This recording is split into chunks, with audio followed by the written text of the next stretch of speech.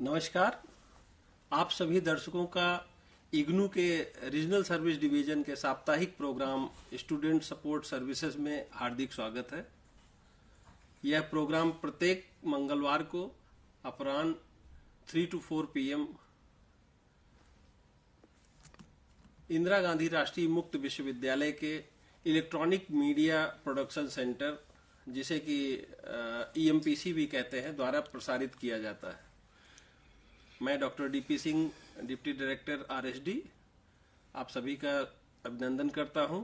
आज हमारे साथ हैं एक्सपर्ट के रूप में डॉक्टर अमित चतुर्वेदी जी, नमस्कार। सीनियर रीजनल डायरेक्टर नोएडा, और दूसरे हमारे एक्सपर्ट हैं डॉक्टर वीर अभिमन्यु कुमार जी, नमस्कार, जो डिप्टी डायरेक्टर SRD में है, हमारा इग्नू का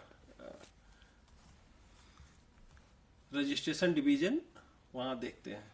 तो सर्वप्रथम तो मैं कुछ उद्घोषणा करूंगा कि अभी हमारा जो है इग्नू का नामांकन जुलाई सत्र का चल रहा है। जो लोग इच्छुक हैं, इग्नू में नामांकन कराना चाहते हैं बैचलर डिग्री प्रोग्राम में, मास्टर्स डिग्री प्रोग्राम में, वो लोग जो है अतिशीघ्र नामांकन करा सकते हैं, क्योंकि नामांकन की जो अंतिम तिथि है 10 अक्टूबर 2023 है। तो आप लोग जो है, जो लोग इच्छुक हैं इग्नू में नामांकन के लिए, वो लोग जो है नामांकन करा सकते हैं। तो सर्वप्रथम सर मैं मुखातिब होऊंगा डॉक्टर अमित चतुर्वेदी सर के पास कि सर जो है, चूंकि एडमिशन की भी लास्ट डेट चल रही है, तो उसके लिए आप स्टूडेंट से क्या कहना चाहेंगे जो लोग नामांकन कराना चाहते हैं? धन्यवाद doctor DP Singh ji, deputy director. First of all I would like to congratulate you for becoming a deputy director. We recently you have been promoted as a regional director, as a deputy director.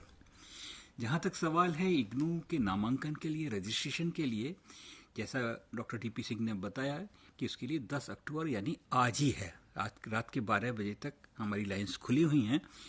www.ignu.ac.in पर आप online registration करा सकते हैं। हमारी website है www.ignu.ac.in पर admission form भर सकते हैं। और फीस के लिए बहुत सिंपल प्रोसीजर है, हमारा बहुत स्टूडेंट फ्रेंडली सिस्टम है, और आप उसको फॉर्म को पर्टिकुलरली ध्यान से पढ़ लीजिएगा, देख लीजिएगा, और साथ साथ अपना मोबाइल नंबर और ईमेल एड्रेस जरूर लिख दीजिएगा उसमें, क्योंकि जितनी भी कम्युनिकेशन हम लोग करते हैं आपके मोबाइल नंबर पे SMS के द्वारा या उसके आपके ईमेल पर भेजते हैं, तो आप बड़ी केयरफुली अपना ईमेल एड्रेस तथा अपना मोबाइल नंबर जरूर लिखें। और मैं आपसे ये भी विनती करता हूं कि आप उसको फ्रीक्वेंटली चेंज मत करिएगा। This is the important information to you. और आप अपने पर्टिकुलर्स देख लीजिएगा, जब भरिएगा आपको खुद ही को आपको टाइप करना है, फॉर्म भरना है, नेम, फादर्स नेम, एड्रेस, ये बड़े केयरफुली आप भरिएगा। और चेक करने के बाद जब आप फाइनल हो जाए तो अपने डॉक्यूमेंट्स लगाने के बाद आप अपना फीस डेबिट कार्ड या क्रेडिट कार्ड के द्वारा जमा कर सकते हैं। तो this is very user friendly system, और आप उसमें एडमिशन ले सकते हैं। लास्ट डेट आज ही की है, और साथ साथ री रजिस्ट्रेशन की भी लास्ट डेट आज ही है 10 अक्टूबर को, और उसमें 200 रुपये लेट फीस के साथ आपको जमा करना है। जहां तक फ्रेश एडमिशन की बात है, सर्टिफिकेट प्रोग्राम को छोड़कर सारे प्रोग्राम्स में आप एडमिशन ले सकते हैं। और जहां तक री रजिस्ट्रेशन का सवाल है, री रजिस्ट्रेशन का मतलब सेकेंड ईयर या थर्ड ईयर में एडमिशन लेना है। यदि ग्रेजुएशन के स्टूडेंट है सेकेंड ईयर, थर्ड ईयर में, या सेमेस्टर बेस में, second semester, third semester, fourth semester, fifth semester, six semester में लेना है एडमिशन, तो उसके लिए आपको आज लास्ट डेट है। आप जमा कर सकते हैं सेमेस्टर सिस्टम में भी, और री रजिस्ट्रेशन कर सकते हैं। 10 अक्टूबर है और 200 रुपये लेट फीस के साथ है। आप ऑनलाइन एडमिशन भी ले सकते हैं और री रजिस्ट्रेशन का फॉर्म भी भर सकते हैं। तो ये है हमारा एडमिशन के लिए जी। डॉक्टर अभिमन्यु जी की तरफ हम लोग जो है मुखातिब होंगे। अभिमन्यु जी, आप चूंकि स्टूडेंट रजिस्ट्रेशन डिवीजन में है, जो कि सारा एडमिशन देखता है ऑल ओवर इंडिया में, इग्नू का जितना भी एडमिशन होता है गवर्न आपके डिवीजन द्वारा होता है, तो आप ये बताना चाहेंगे कि ये हमारा ODL और ऑनलाइन दोनों मोड में ये सुविधा है या सिर्फ ODL में? जी, बहुत बहुत धन्यवाद दीप भाई। मैं सबसे पहले तो अपने जो भी दर्शक इस प्रोग्राम को देख रहे हैं, मैं उन सबका स्वागत करता हूं। और आप जैसा कि आप देख पा रहे होंगे हमारे आपके टीवी स्क्रीन पे जो नंबर स्क्रॉल हो रहा है, मैं आपसे ये भी कह सकता हूं कि उस नंबरों के माध्यम से आप हमारे साथ इस स्टूडियो में जुड़ सकते हैं और हमारे से मिल करके आप अपनी बातों का जो है, जो भी आपके मन में कोई प्रश्न आ रहे हैं, कोई सवाल हैं, कुछ जानना चाहते हैं, आप हमसे पूछ सकते हैं। हम लोग पूरी जो हम लोग टीम बैठे हैं, हम पूरी कोशिश करेंगे कि आपके सवालों का जो है अच्छे से अच्छे जवाब दे सकें, जो भी उचित हो सकता है। तो जैसा कि अभी हम डिस्कशन में बात कर रहे थे कि एडमिशन के बारे में, सर ने भी बताया कि फ्रेश एडमिशन और री रजिस्ट्रेशन दोनों के लिए जुलाई 23 सत्र का जो है अभी चल रहा है और लास्ट डेट आज ही है, जैसा कि बताया सर ने कि 10 अक्टूबर। और अभी जो सेमेस्टर जो है, जो सर्टिफिकेट प्रोग्राम जो 6 महीने के हैं, उसके अलावा अन्य प्रोग्राम जो ऑफर में हैं, उसके बारे में आप एडमिशन ले सकते हैं। तो मैं चाहूँगा कि जो है एक थोड़ा सा अगर हमारे स्क्रीन शेयर कर सकते हैं जो कंप्यूटर का है, तो हम अपने दर्शकों को बताना चाहते हैं कि वेबसाइट में वो कहाँ जा सकते हैं, जिससे कि उन्हें थोड़ी सी सुविधा हो जाएगी, बहुत ज़्यादा ढूंढना नहीं पड़ेगा। जैसा कि सर ने बताया कि इग्नू का वेबसाइट है www.ignou.ac.in। जब आप इस लिंक पे जाएंगे तो आप देखेंगे कि यहाँ पे रजिस्टर ऑनलाइन का एक लिंक दिया हुआ है, जिसमें आप फ्रेश एडमिशन और fresh admission distance and online दो तरह के लिंक देखेंगे। इसमें आप जब डिस्टेंस मोड को देखेंगे तो वो ओडीएल मोड से मतलब हमारा है कि ओपन डिस्टेंस लर्निंग में जो प्रोग्राम्स ऑफर में हैं, जो कि 288 प्रोग्राम्स हैं जो पूरे के ऑफर में हैं ओडीएल मोड में। इसके अलावा जो है दूसरा लिंक जो है ऑनलाइन प्रोग्राम्स जो है 44 हैं, 44 प्रोग्राम्स जो ऑनलाइन मोड में ऑफर में हैं। दोनों में अंतर ये है कि open and distance learning mode में जो प्रोग्राम्स ऑफर हैं उसमें आपको स्टडी सेंटर्स की, रीजनल सेंटर्स की और जो आपके प्रैक्टिकल्स हैं वो स्टडी सेंटर्स पे या काउंसलिंग सेशंस हैं, तो कहने का मतलब जो भी एकेडमिक एक्टिविटीज़ है आपके स्टडी सेंटर पे ऑर्गेनाइज की जाती है। लेकिन ऑनलाइन प्रोग्राम्स में है कि आपके लिए एसएलएमएस जो पोर्टल है हमारा ऑनलाइन का, उसके माध्यम से आपको सपोर्ट सर्विसेज प्रोवाइड की जाती है। तो ये एक मोटा मोटी जो है अंतर है। तो जो लोग जो है सुन रहे हो, अगर वो चाहते हैं कि टोटल उनका ऑनलाइन मोड में पढ़ाई हो, पढ़ना चाहते हैं, लर्निंग करना चाहते हैं, तो वो लोग जो है जो इग्नू का एडमिशन ऑनलाइन पोर्टल है समर्थ पे, वहां पे आप जाके नामांकन करा सकते हैं।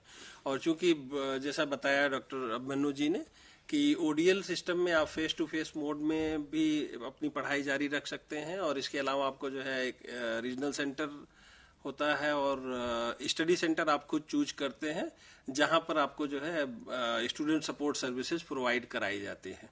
तो जो लोग ऑलरेडी नामांकन करा चुके हैं, अब उनके लिए जो है इंडक्शन मीटिंग्स का भी आयोजन किया जा रहा है। तो इंडक्शन मीटिंग के बारे में सर डॉक्टर चतुर्वेदी सर से हम आग्रह डीपी सिंह करेंगे। साहब, ऐसा है जहां तक जो भी न्यूली एडमिटेड स्टूडेंट्स हैं, सबसे first of all I would like to inform about what is the process of the admission. After completion of the admission certificate आप जमा करने के बाद जब आपका एडमिशन कंफर्म हो जाता है तो we issue a registrar SRD एक लेटर ऑफ कंफर्मेशन भेज देता है स्टूडेंट के पास। उसके बाद रीजनल सेंटर्स का रोल आ जाता है। रीजनल सेंटर उसकी लिस्ट को जनरेट करते हैं और कंसर्न स्टडी सेंटर, जो अलॉटेड स्टडी सेंटर, जो स्टूडेंट्स अपनी चॉइस पर स्टडी सेंटर लेते हैं, उन पर हम लोग सर्कुलेट कर देते हैं। और the study centre is a place where the students interact with the teachers, counselors and a peer group. वहाँ पर जाके आपस में बात करते हैं, मिलते हैं, और वहाँ पर that study center is headed by the coordinator, and the responsibility of the coordinator is to prepare the counseling schedule, online counseling schedule, offline counseling schedule वो prepare करना होता है उनको, and they circulate among the students, जो भी students हैं। तो अभी वो अपने study centers पर जाते हैं। तो आपका तो फर्स्ट मीटिंग जो हम लोग करते हैं, इंडक्शन मीटिंग करते हैं। इंडक्शन मीटिंग कभी कभी हम लोग ऑनलाइन करते हैं, सारे स्टूडेंट को इकट्ठे एक साथ हम लोग बुला लेते हैं स्टूडेंट को, जो हम लोग चल रही हैं, जो भी जुलाई 2023 में जो एडमिशन्स हुए हैं उनकी इंडक्शन मीटिंग हम लोगों ने शुरू कर दी है।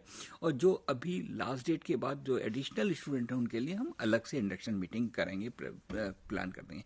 Induction meeting is a introductory meeting. उसमें we inform the students about what is the difference between the ODL system and the conventional education system.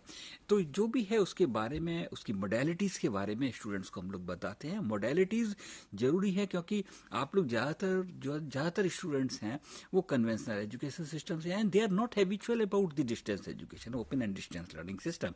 तो वो उनको हम लोग बताते हैं कि how to prepare in the open and distance learning, what is the role of the study centre, what is the role of the regional center and what is the role of the headquarter. So this is a 3-tier system: headquarter, regional center and study center. These are and the regional center is headed by the regional director and the study center is headed by the coordinator, whereas the headquarter is headed by the vice chancellor of the university. तो जो भी policies होती हैं university की policies है, that is circulated to the regional center and regional center circulate to the study center. The study center is a focal point where you have to interact. The student has to interact, and whenever they call for the induction meeting, whenever they call for the counseling session, you must go there and attend the counseling session. In our system, counseling is different from the teaching. तो I would like to brief आपको बताना चाहते हैं कि counselling थोड़ा सा different होता है. टीचिंग में the basic aim of the teacher is to complete the whole syllabus of the university. जो भी यूनिवर्सिटी का आपके प्रेस्क्राइब्ड सिलेबस है उस कोर्स का, उसको कंप्लीट करना होता है, वो पूरे एकेडमिक साइकिल में होता है. But as far as the counselling sessions are organised for the limited hours. It is based on the credit system. तो only the 10% of the total credit study hours के हिसाब से हम लोग काउंसलिंग प्रिपेयर करते हैं. जैसे फॉर एग्जांपल आपका 4 क्रेडिट का कोर्स है तो 120 study hour, 1 credit per hour 30 hours of study. And 4 credit का कोर्स यदि आपका है, कोर्स लिया है आपने, तो 30 multiplied by 4 120. And 120 study hours में 10% of study hours are covered through academic counselling by the study centre, and the rest of the counselling study hours are completed by the student themselves by studying the study material, by completion of the assignment, by taking the appearing in the examination. तो ये पूरा का पूरा procedure है. तो only the 10% यानी 12 hours यानी 120 घंटे आपके लिए पढ़ाई प्रेस्क्राइब्ड है फॉर एक एवरेज स्टूडेंट के लिए.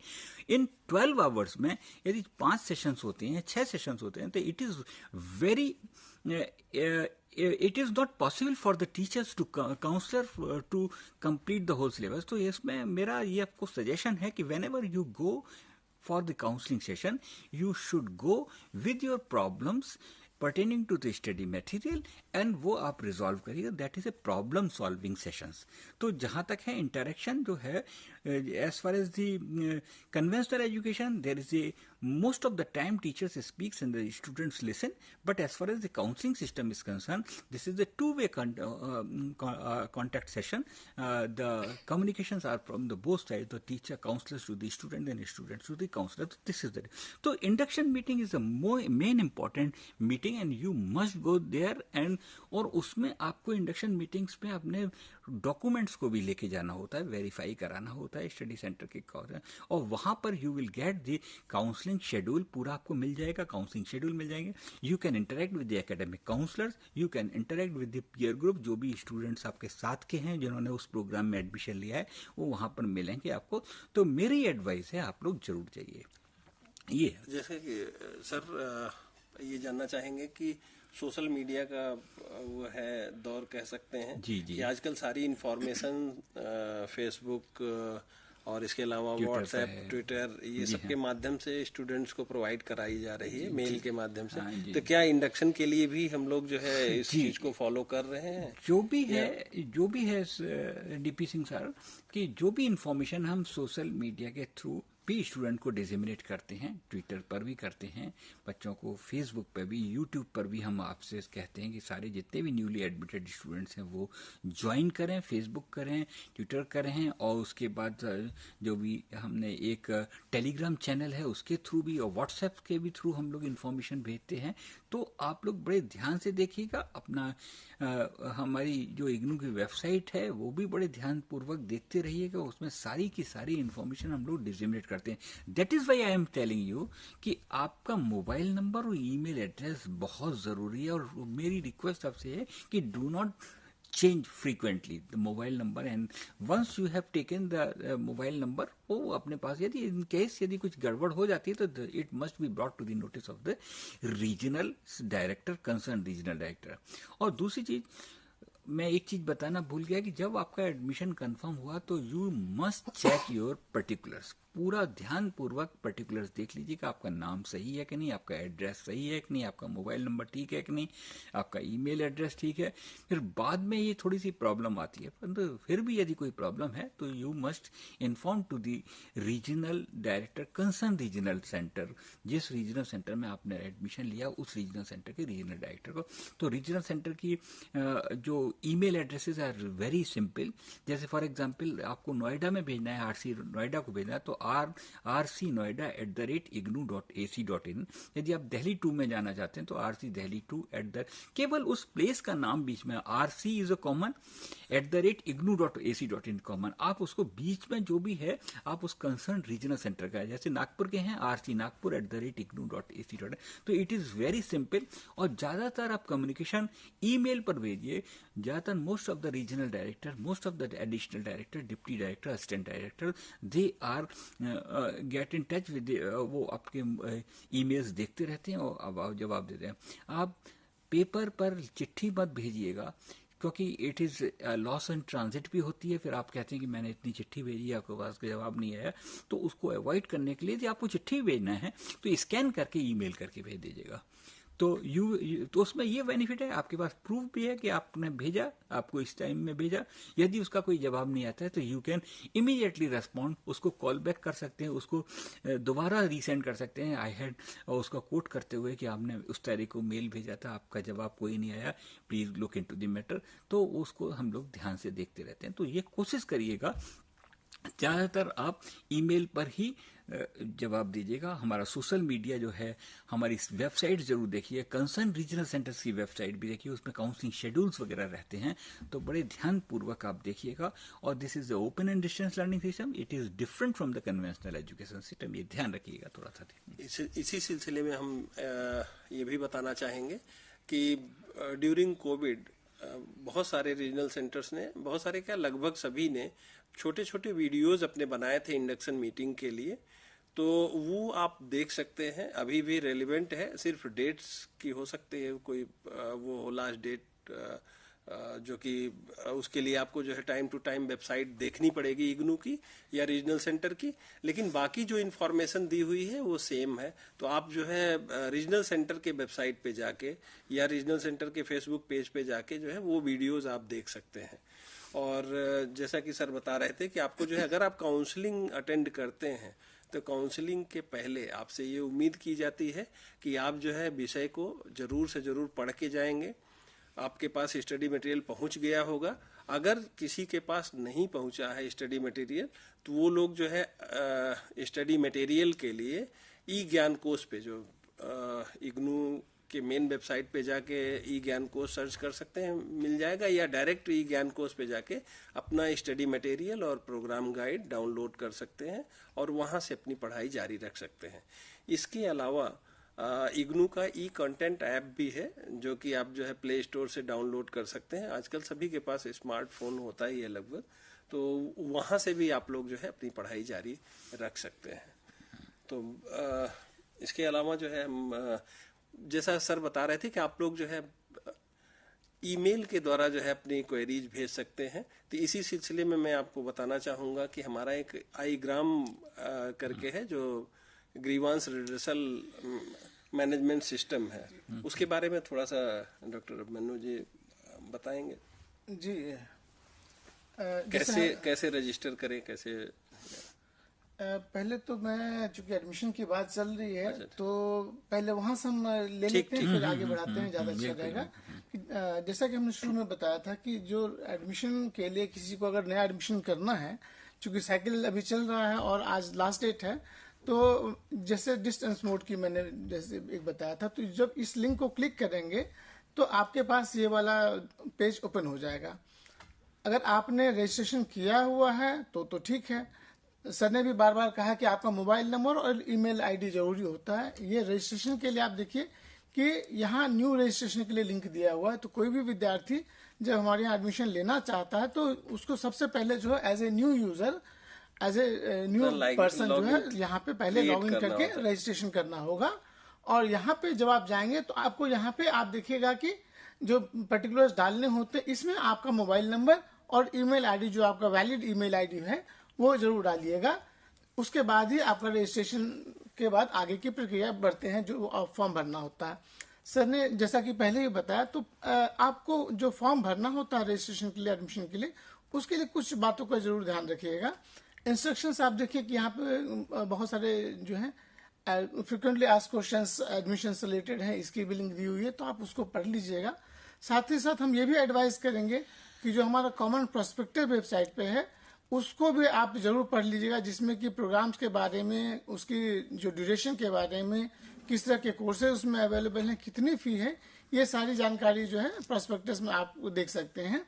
जब आप रजिस्ट्रेशन के लिए एक बार इस लिंक पे जाते हैं, as a new user registration करते हैं, उससे पहले देखिए कि यहाँ पे जो है आप इंस्ट्रक्शंस देख लीजिए कि क्या क्या चीज़ों का ध्यान रखना है आपको, है ना। जैसा कि अभी आप प्रोग्राम में चर्चा हो रही थी कि कैसे आप वीडियो भी देख सकते हैं, तो यहाँ देखिए कि एक वीडियो की भी लिंक दी हुई है कि कैसे आपको वॉच वीडियो एक है लिंक दिया हुआ, आप इसको देख करके चीज़ों को जान सकते हैं।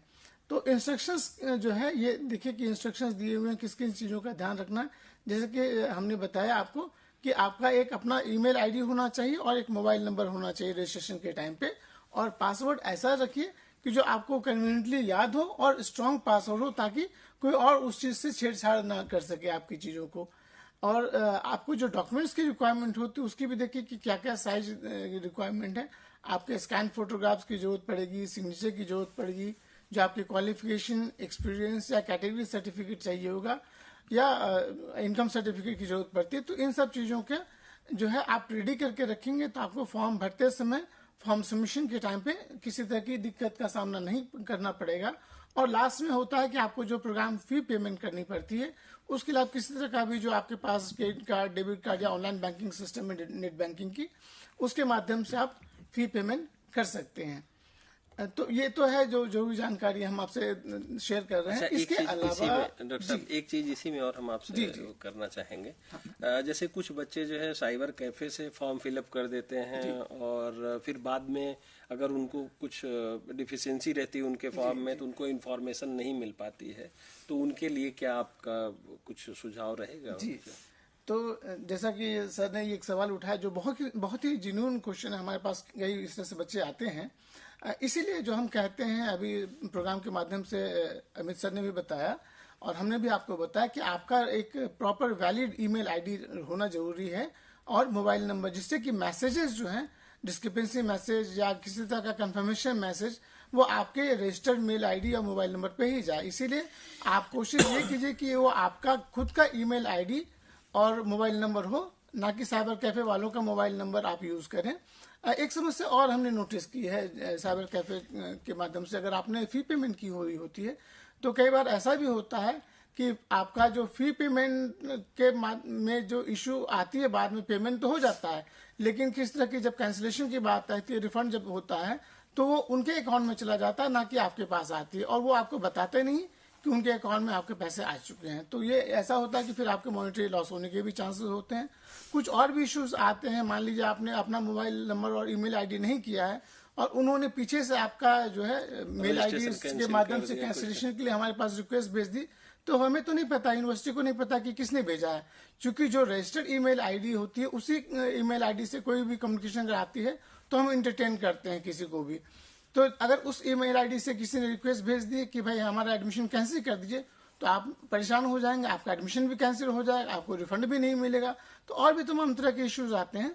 इसीलिए इन सब बातों का ध्यान रखिए। जब आप फॉर्म भरते हैं तो ये कोशिश कीजिए कि आपका खुद का ईमेल आईडी हो, आपका खुद का मोबाइल नंबर हो, और जो पर्टिकुलर्स आप भरते हैं, एड्रेस भरने में भी आप खास तौर से ध्यान रखिए। जो प्रोग्राम आप सिलेक्ट करते हैं तो प्रोग्राम जो आप चाहते हैं उस पर भी ध्यान दीजिए कि ऑनलाइन प्रोग्राम उन्होंने सिलेक्ट किया है आपके लिए या फिर ऑफलाइन सिलेक्ट किया है। साथ ही साथ एक चीज और हम बताना चाहेंगे कि there is a provision for fee exemption. जो बच्चे सॉफ्ट कॉपी ऑप्ट करते हैं स्टडी मटेरियल्स के लिए, तो उनमें होता है कि 15% डिस्काउंट मिल जाता है, और अगर कई बार आपको नहीं पता कि जो साइबर कैफे वाले ने या किसी और ने जिससे भी आपने हेल्प लेकर फॉर्म भरा है उन्होंने क्या ऑप्ट कर दिया, और बाद में आप परेशान होते हैं कि आपको स्टडी मटेरियल नहीं मिल रही है। तो इस चीज़ को अगर आप केयरफुली फॉर्म सबमिशन से पहले चीज़ों का ध्यान रखेंगे, आपका खुद का पोस्टल एड्रेस होना चाहिए, क्योंकि अगर आपने हार्ड कॉपी भरा भी है कि आपको स्टडी मटेरियल चाहिए और अगर यहाँ से डिस्पैच होने में आपके एड्रेस पे जाता है, लेकिन अगर आपका एड्रेस सही नहीं है तो आपको डिलीवर नहीं होगा। तो इसलिए हम कहते हैं कि जो भी आप भरे इन्फॉर्मेशन फॉर्म में, सर ने भी आपसे कहा कि जो भी पर्टिकुलर्स आप भरते हैं, प्रोग्राम है आपका, मीडियम की भी कई बार दिक्कत आ जाती है। बच्चे बाद में आते हैं हमारे साथ कहने के लिए कि हमने तो हिंदी मीडियम चूज किया, हमें इंग्लिश की मिल गई, या अदरवाइज इस तरह के वैसे वर्षा कंप्लेन आती है कि हमने कुछ और मीडियम चूज किया, हमारे पास कुछ और आ रही हैं।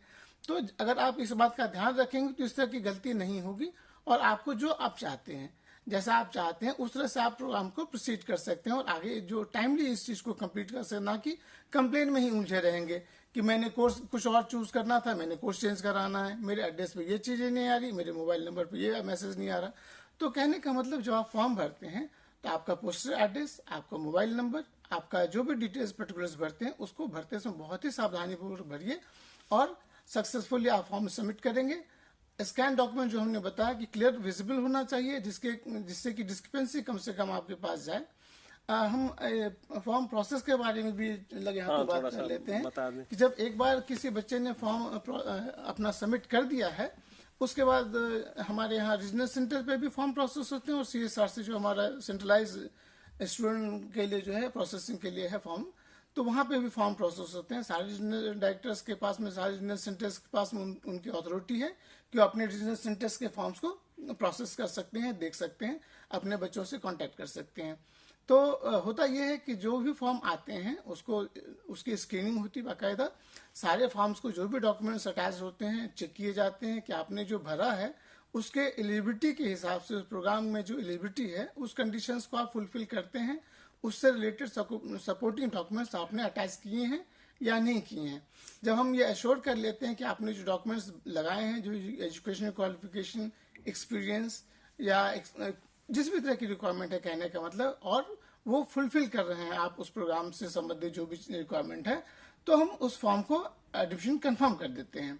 लेकिन अगर किसी तरह की उसमें डिफिशियंसी पाई जाती है, जैसा कि हमने बताया कि मान लीजिए डॉक्यूमेंट्स क्लियर नहीं है, या कहीं किसी स्टडी सेंटर या रीजनल सेंटर या एग्जाम सेंटर की कहीं इशू होती है, अगर आपने ऑफ कैंपस से ये प्रोग्राम किया हुआ, कई बार ऐसा भी होता है जहाँ की वैलिडिटी की दिक्कत आती है, जुरिडिक्शन की इशू आती है, तो इस तरह की कोई भी इशू जब आती है तो हम बच्चों को डिस्क्रिपेंसी मैसेज भेजते हैं, उनके रजिस्टर्ड मेल आईडी पे और मोबाइल नंबर पे जाते हैं ये चीजें, और आपको एक मौका दिया जाता है कि आप उस डिफिशियंसी को रिमूव करें और जो रिक्वायर्ड डॉक्यूमेंट्स है उसको फिर से अपलोड करें।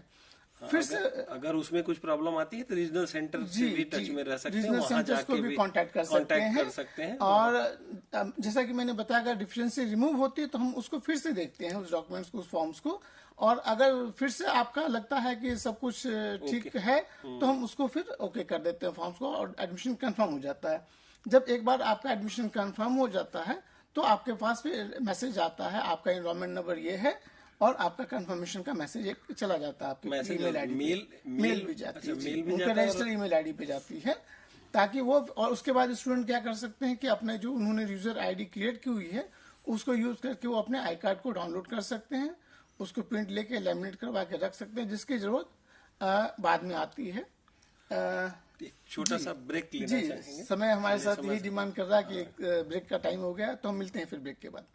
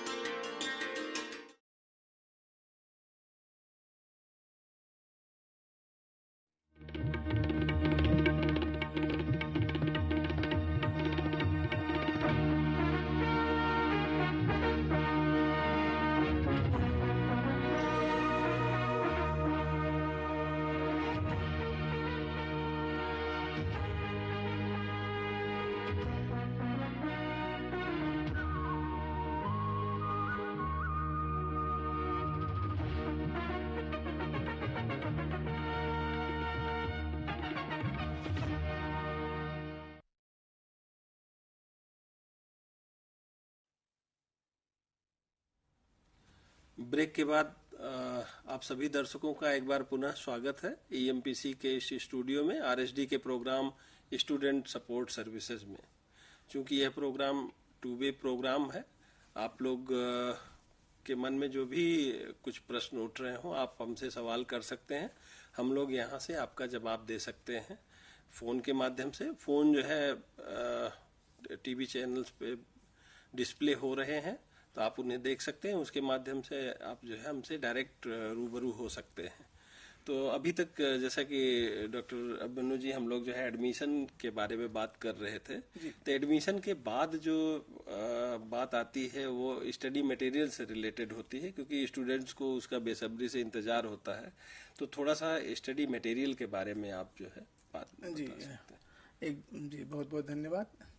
मैं एक बार फिर से प्रोग्राम में अपने सभी दर्शकों का स्वागत करता हूं। जैसा कि आप प्रोग्राम में देख रहे थे कि हम एडमिशन की प्रक्रिया को कैसे आगे बढ़ाते हैं। एक बार जब आपका एडमिशन कंफर्म हो जाता है तो जैसा मैंने बताया प्रोग्राम में, आप अपना लॉगिन क्रेडेंशियल्स जो आपने क्रिएट किया हुआ है उसको यूज करके अपना आई कार्ड वहां से डाउनलोड कर सकते हैं और उसको लैमिनेट करवा के रख लीजिए, ताकि आप उसको कभी भी अपने स्टडी सेंटर पे या एग्जामिनेशन सेंटर पे यूज कर सकते हैं। जब भी आपसे पूछा जा सकता है या कभी भी आप जब हेडक्वार्टर आते हैं किसी काम के लिए, तो कहीं भी आपके आई कार्ड वो काम आएगा। उसके बाद क्या होता है, जैसा सर ने बताया, थोड़ा सा हम एक वो चाहेंगे, पहले क्योंकि बहुत सारे स्टूडेंट्स को देखते हैं कि वो परेशान होते हैं कि उनका जो है डाउनलोड नहीं हो रहा है आई कार्ड। इवन कुछ दिन पहले भी मैं आपके ऑफिस में विजिट किया था, तो स्टूडेंट्स बहुत सारे आते हैं आई कार्ड के लिए। तो क्या सावधानी उनको बरतनी चाहिए और कैसे जो है अपने पास रखें, उसके बारे में थोड़ा सा। जी जैसा कि हमने प्रोग्राम के दौरान बताया है कि आप जो आपका वैलिड ईमेल आईडी है और मोबाइल नंबर है, मैंने पहले भी कहा कि उसको यूज करके आप अपना लॉगिन क्रेडेंशियल क्रिएट करते हैं, उसको कहीं आप नोट करके जरूर रख लीजिएगा। कई बार होता है कि पासवर्ड आप भूल जाते हैं, जिसकी वजह से आप डाउनलोड या किसी तरह की दिक्कत होती है। तो आप कहीं न कहीं उसको नोट करके रख लीजिएगा, जिससे कि आपको भूलने का जो होता है कि आप लॉगिन कैसे करेंगे वो दिक्कत नहीं आएगी।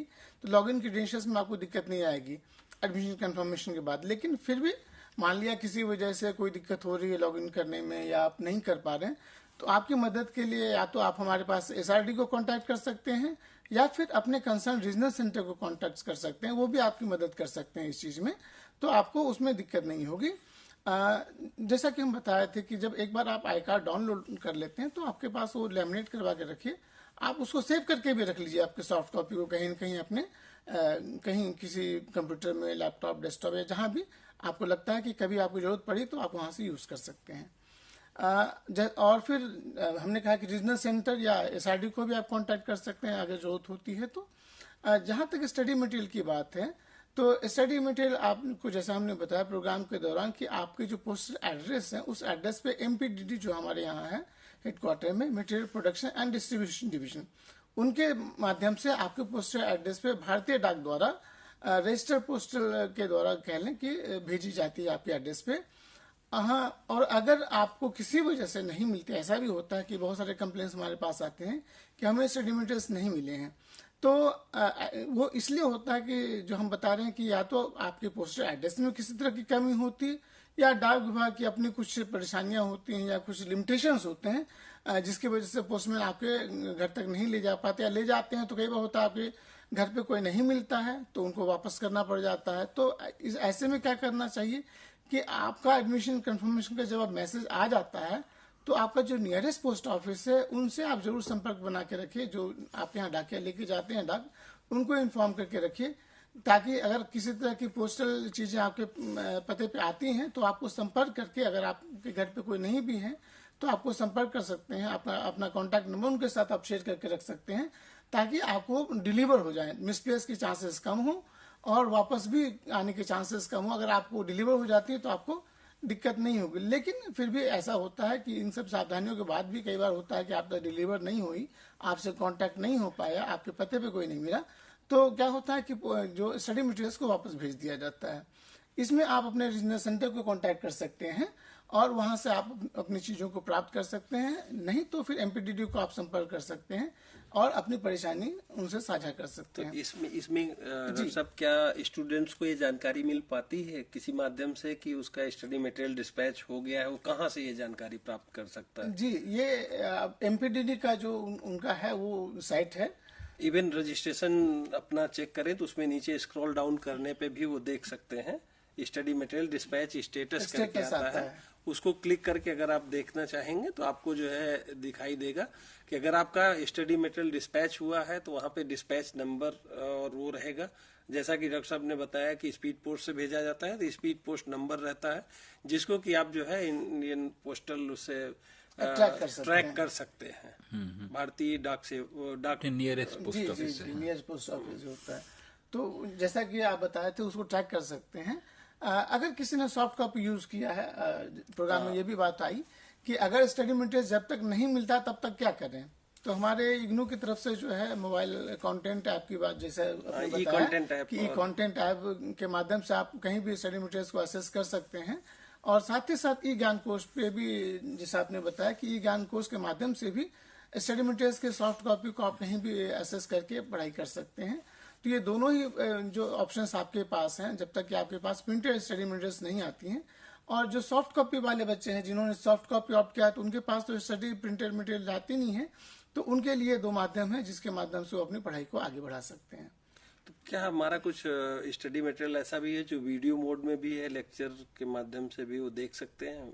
ऐसे तो जी, उसके लिए जैसा कि ईएमपीसी की बात हम लोग कर रहे हैं, जहां के माध्यम से ये प्रोग्राम भी लाइव जा रहा है, तो इनके पास भी बहुत सारे प्री रिकॉर्डेड प्रोग्राम्स हैं जो एकेडमिक कंटेंट से रिलेटेड हैं, तो आप इनसे भी संपर्क कर सकते हैं। साथ ही साथ जो लाइव प्रोग्राम्स होते हैं, बहुत सारे प्रोग्राम्स लाइव प्रोग्राम होते हैं, ज्ञान दर्शन और ज्ञान वाणी जो हमारे रेडियो चैनल है, इन प्रोग्राम्स के माध्यम से भी आप प्रोग्राम्स को जो है काउंसलिंग और देख सकते हैं। रिकॉर्डेड हमारी काउंसलिंग या बहुत सारे प्रोग्राम्स हमारे वीडियो जी उनकी कैटलॉग भी अवेलेबल है जो कि स्टूडेंट ई ज्ञान कोश पे जाके भी देख सकते हैं, और यूट्यूब चैनल पे भी अवेलेबल है बहुत सारे हमारे जी। तो अब सर मैं आपसे जानना चाहूंगा असेसमेंट के बारे में। आप थोड़ा बताएं कि इग्नू में क्या सिस्टम है और किस तरह से जो है इवेल्युएशन किया जाता है छात्रों का। ठीक है डीपी सिंह साहब, आपने असेसमेंट के बारे में पूछा, मैं थोड़ा सप्लीमेंट कर लूँगा स्टडी मटेरियल के बारे में। Study material is dispatch directly from the MPDD, और इन केस यदि आपके घर पर नहीं मिल पाते हैं और पोस्टल रिटर्न होता है तो वो कंसर्न रीजनल सेंटर में जाता है। यदि if you are a student of Chennai तो then material will not come to the MPDD, it will deliver to the Chennai Regional Center and you may contact to the concerned regional director for the packets. जैसे doctor Abhimanyu ji ने बताया कि आप track कर लीजिएगा अपना study material, what is the status of the material, status dispatch status देख लीजिएगा। यदि in case it has been not delivered at your residential address तो you may contact to the concern regional director और regional centre so that you may get the information about the status of the study material. तो ये ध्यान रखिएगा कि आपका material जहाँ तक हम लोग भेजते रहते हैं, बट इन केस जब तक मटेरियल नहीं मिलता है आप ई ज्ञान कोश पर हमारा मटेरियल ऑनलाइन सब कुछ पढ़ा हुआ है, आप पढ़ना शुरू करिएगा। And this is the main important division. Students के लिए 3 इम्पोर्टेंट डिवीजन्स होते हैं, एक एडमिशन डिवीजन, दूसरा MPDT and third evaluation division. MPDT and all the 3 divisions are headed by the registrar. The student registration division का क्या काम है? It maintain the total database of the registration and re registration at the headquarter level, जितने भी admissions होते हैं उनका पूरा। एमपीडीटी का पूरा है कि they maintain the database of the supply of the study material, delivery of the study material. And third division is the most important division, evaluation division. It is also headed by the registrar, evaluation division.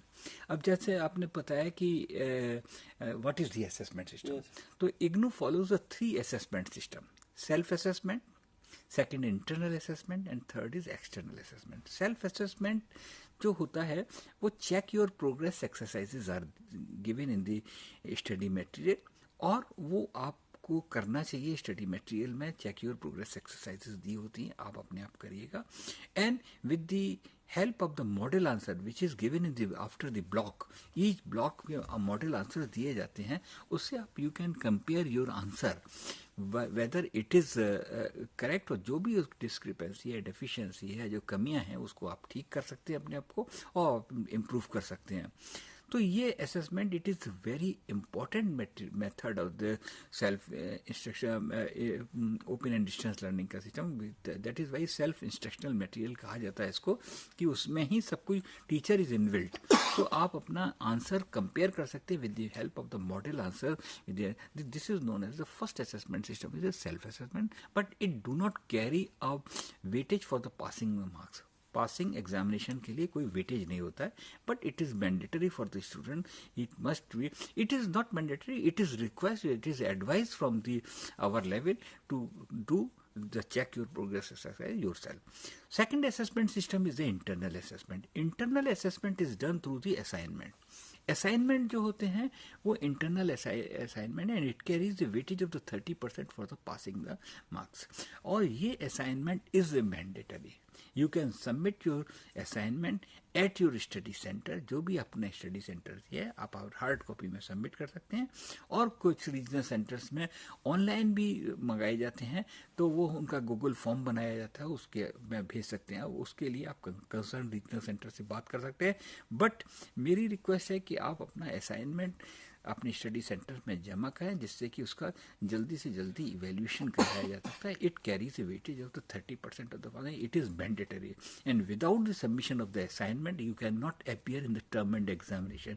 तो ये it is mandatory. आपको करने के पहले, हाँ, form करने से पहले you have to submit the assignment at your study centre. आपको करना ही करना है, चलना है. असाइनमेंट सबमिशन के लिए गाइडलाइंस, हाँ, गाइडलाइंस जो है मैं आ रहा हूँ डीपी सिंह साहब. अभी जैसे जहां तक जुलाई एडमिशन का, दिसंबर का जो लास्ट डेट है 31 अक्टूबर लास्ट डेट है असाइनमेंट अपना सबमिट करना है. जिन्होंने एडमिशन नया लिया है एडमिशन, वो अपना 31 अक्टूबर तक जमा कर सकते हैं. जिन्होंने सेमेस्टर बेस, हाँ, और जनवरी में जिन्होंने एडमिशन लिया, जनवरी 2023 एडमिशन में जो ईयरली एडमिशन हुआ है, उन्होंने BA BCom masters degree programme, उनके लिए भी लास्ट डेट 31 अक्टूबर तक आप अपना असाइनमेंट अपना दिसंबर जो टर्म एंड एग्जामिनेशन है उसमें सबमिट कर सकते हैं. It carries A weightage of the 30% of the passing marks. और ऐसे ही फाइनल प्रोजेक्ट भी आप जमा कर सकते हैं, और ये इसके लिए. और जहां तक थर्ड असेसमेंट सिस्टम की बात आती है, असेसमेंट सिस्टम की बात आती है, it is done through the term and examination. As you know, IGNOU conducts the examination twice in a year, June and December. 1 June और 1 दिसंबर से हमारा एग्जामिनेशन होता है. इट इज शेड्यूल्ड, आपकी वेबसाइट पर हमारी डेट शीट पड़ी रहती है. 1 जून, और in case there is a Sunday on 1 June और 1 December, the examination will start on 2nd. Otherwise 1 June and 1 December से हमारा एग्जामिनेशन, सेमेस्टर एग्जामिनेशन शुरू हो जाते हैं, और आप अपना एग्जामिनेशन फॉर्म भर सकते हैं. और इट इज जो एग्जामिनेशन फॉर्म्स की भी लास्ट डेट हमारी अभी है 15 अक्टूबर तक आप जमा कर सकते हैं. और it carries weightage of the 70% passing marks. तो जो 70% मार्क्स जो हमारा एक्सटर्नल असेसमेंट के थ्रू होता है, टर्म एंड एग्जामिनेशन के थ्रू होता है, और इंटरनल असेसमेंट के थ्रू 30% इन वेटेज. तो 30% जो असाइनमेंट आपको घर से करना है, बट मैं आपसे रिक्वेस्ट करता हूं कि आप बरबेटम स्टडी मटेरियल से ना निकालें, उसको लिखिएगा, ना किसी से चीटिंग करिए. आप अपने ओन वर्ड्स में लिखिएगा और अपने असाइनमेंट सबमिट करिए स्टडी सेंटर पर. तो 30% इंटरनल असेसमेंट, और दोनों का मिला के आपको passing marks grade card issue करती है. सर, एक चीज इसमें जानना चाहेंगे, ये जो term and examination form fill up करने की लास्ट डेट है, तो ये क्या ODL स्टूडेंट्स के लिए है, या जो हमारे ऑनलाइन स्टूडेंट्स हैं उनके लिए भी यही डेट है? जहां तक सवाल ODL एंड ऑनलाइन सभी के लिए, अभी तो दोनों का ही साथ में ही है. 15 अक्टूबर है आपकी एग्जामिनेशन फॉर्म जमा करने की. ऑनलाइन एग्जामिनेशन फॉर्म भर सकते हैं, IGNOU की वेबसाइट पे जमा कर सकते हैं, और पर कोर्स 200 रुपीज फीस जमा करना होता है विद्यार्थी को. और यदि आप इनकेस यदि 15 अक्टूबर तक नहीं जमा कर सकते, वैसे तो मैं कहता हूं कि आप जमा कर दीजिए एग्जामिनेशन फॉर्म. यदि इनकेस नहीं करते तो 16 अक्टूबर से 25 अक्टूबर तक with late fees of 500 you can submit online examination form आप अपना इग्नू की वेबसाइट पर एग्जामिनेशन फॉर्म जमा कर दीजिएगा। और ऐसे ही यदि इन केस फिर भी कुछ कारण से आप 25 अक्टूबर तक नहीं जमा कर सकते तो 26 अक्टूबर से 10 नवंबर तक आप 1100 रुपये लेट फीस करें। तो मैं आपसे रिक्वेस्ट करता हूं कि आप अपना examination form within the date 15 October तक जमा कर दीजिए for December tag. Those the student those who are preparing for the examination for December, please submit your examination form by 15th October to avoid the late fees। तो 200 rupees late fees के साथ अपना पर course 200 rupees per course के हिसाब से यदि 4 courses का इम्तहान देना है तो 800 रुपीज का ड्राफ्ट नहीं, आपको ऑनलाइन फॉर्म भर सकते हैं, ऑनलाइन पेमेंट कर सकते हैं डेबिट कार्ड या क्रेडिट कार्ड से हमारी वेबसाइट पर जमा कर सकते हैं। इसके अलावा सर अगर आप एग्जाम फॉर्म टाइमली सबमिट करते हैं तो सबसे बड़े उसकी क्या खासियत है कि आपको जो है अपना चॉइस का एग्जाम सेंटर भी मिल सकता है। जी हाँ। एक्चुअली सर एग्जाम सेंटर्स में जो है सीट लिमिटेड होती है, लिमिटेड सीट्स के लिए एग्जाम फॉर्म फिलअप करने के लिए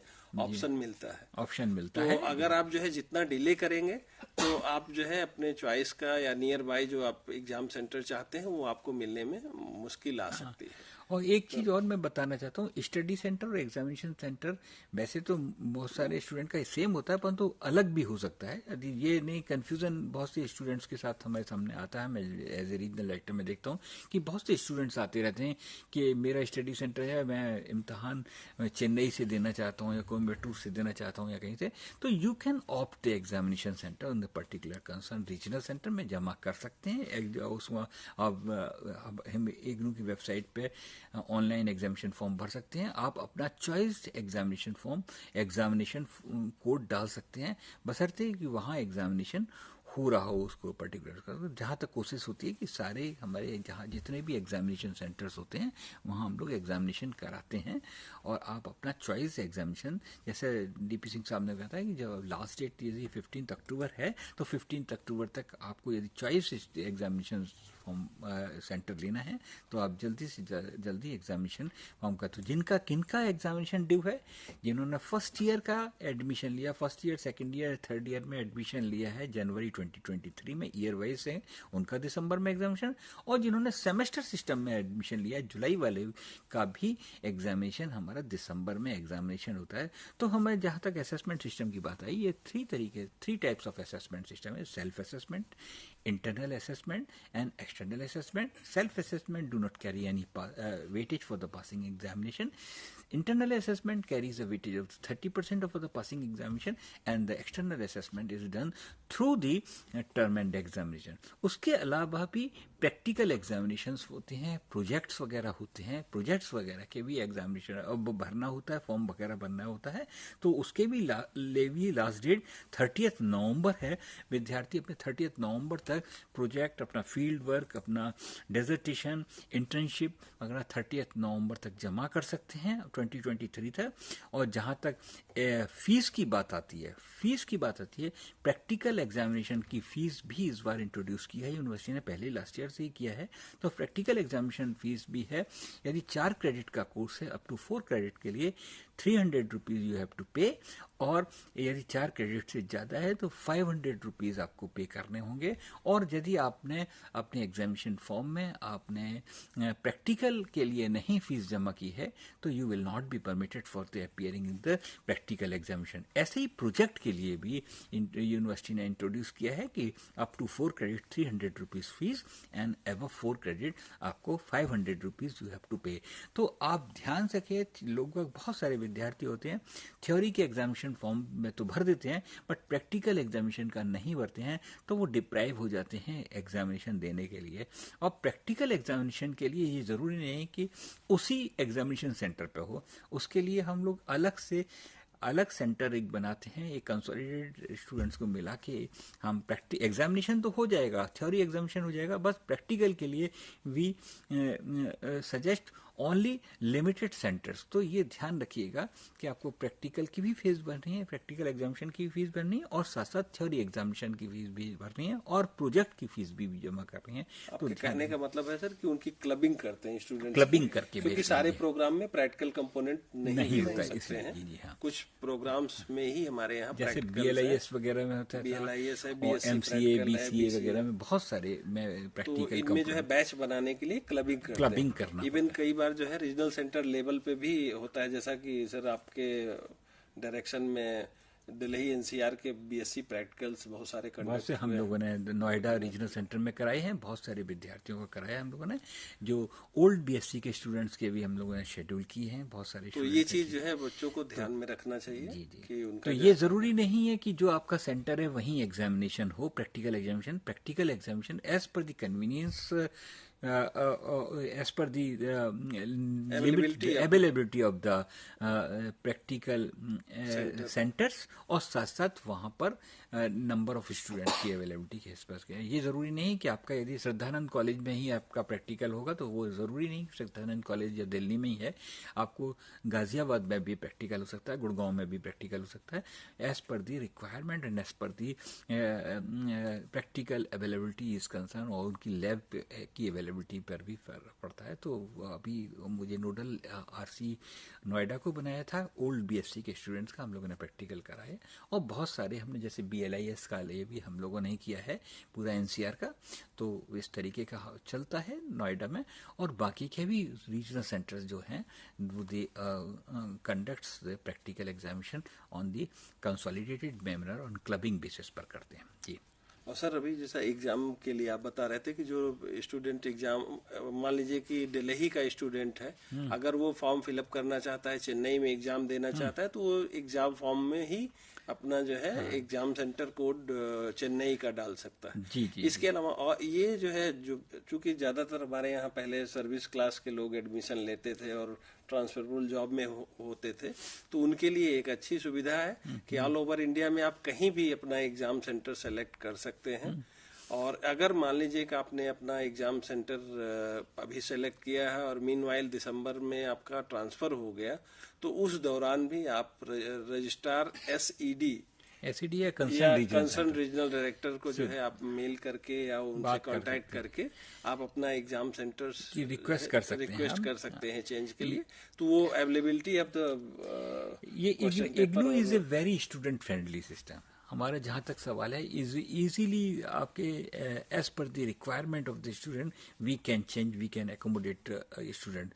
जहाँ तक सवाल है, यदि फॉर एग्जांपल आर्मी पर्सनल्स हैं, बहुत सारे स्टूडेंट्स हैं जो हमारे सिविल सर्विसेज वगैरह में हैं, उनके फ्रीक्वेंट ट्रांसफर्स होते हैं, एडमिशन ले लेते हैं, एग्जामिनेशन फॉर्म किसी भी जगह भर सकते हैं, बट इन केस उन दिनों में वो एग्जामिनेशन सेंटर पे अवेलेबल नहीं है, तो वो कंसर्न रीजनल सेंटर, जैसे DP सिंह साहब ने बताया, वो कंसर्न रीजनल डायरेक्टर से या रजिस्ट्रार SED से रिक्वेस्ट करके अपना एग्जामिनेशन सेंटर चेंज करा सकते हैं। परंतु तब वो उस केस में तभी परमिशन मिलेगी subject to the availability of question paper, और की वैलिडिटी होगी तभी हो सकता है। तो ये चीज़ बहुत अच्छा है विद्यार्थियों के लिए। परंतु हमारा शेड्यूल, जैसे मैंने सबसे पहले दिन में ही कहा था कि हमारा शेड्यूल बहुत पहले से डिफाइंड है। आप अपनी जैसे जून और वगैरह में जो BA वगैरह के विद्यार्थी अपने पेरेंट्स के साथ घूमने वगैरह जून में छुट्टियों में जाते हैं, तो वो अपने अकॉर्डिंगली अपने जहाँ भी जा रहे हैं पेरेंट प्लान कर सकते हैं अपना एग्जामिनेशन सेंटर कहाँ जा रहे हैं। परंतु यदि इन केस नहीं जा सकते हैं तो आप चेंज भी कर सकते हैं एग्जामिनेशन सेंटर, परंतु subject to the availability of the question paper. ये ध्यान रखिएगा, ये आपका राइट नहीं हो जाएगा चेंज करने का, बट आप you can request to the concerned regional director or concerned registrar SED for the change of examination center, परंतु हो जाता है।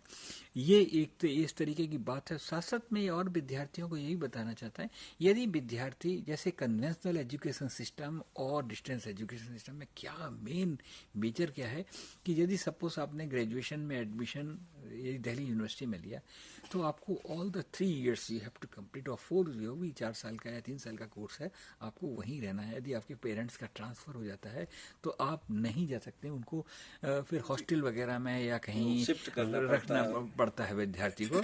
But in case of the open and distance learning, in case of the Indira Gandhi national open university, you can easily send a request to the concerned regional center, regional director, to the change of the regional center from one place to another. दूसरी चीज, हमारे यहाँ uniform system है. जो भी study material is identical, और वो हम same material, we do not discriminate any student.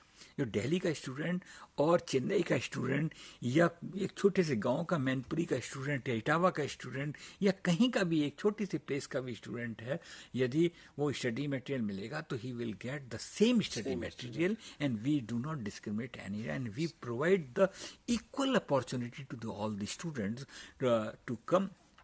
अपने सामने आइए, पढ़ाई लिखिए, करिए, सामान हमने सुविधाएं दी हैं.